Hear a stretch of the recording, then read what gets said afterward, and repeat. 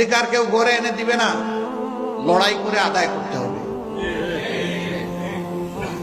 এবং আমরা চাই প্রত্যেকটি নাগরিক তার ন্যায্য অধিকার পাক। এখানে কোনো রাজনৈতিক জমিদারি আমরা বরদাস্ত করব না। রাজনীতিবিদরা হবেন জাতির স্রেফ সেবক, এর বাইরে তাদের কোনো পরিচয় নেই। রাজনীতিবিদরা কখনো দেশের মালিকানা দাবি করতে পারবেন না।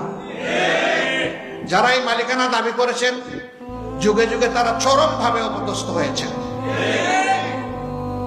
যারা এই দেশের মানুষকে নিজেদের প্রজা মনে করেছেন, আল্লাহ তাদের সম্মান উঠিয়ে নিয়েছেন। আর যারা মানবতাকে সম্মান করেছে, শ্রদ্ধা করেছে, আল্লাহ তাআলা তাদের সম্মান বৃদ্ধি করে দিয়েছেন, তাদের শক্তিকে সংহত করেছেন। আল্লাহর সাহায্য তাদের পিছনে এসেছে। আমরা আল্লাহর সেই সাহায্যের প্রত্যাশী। এমন একটা জাতি আল্লাহ তাআলা আগামী দিনে আমাদেরকে গড়ার তৌফিক দিন, যেখানে মানুষে মানুষে কোনো ভেদাভেদ থাকবে না। প্রত্যেকটি মানুষ তার দেশের পরিচয় দিয়ে দেশে এবং প্রবাসে, বিশ্বে সকল জায়গায় গর্ববোধ করবে।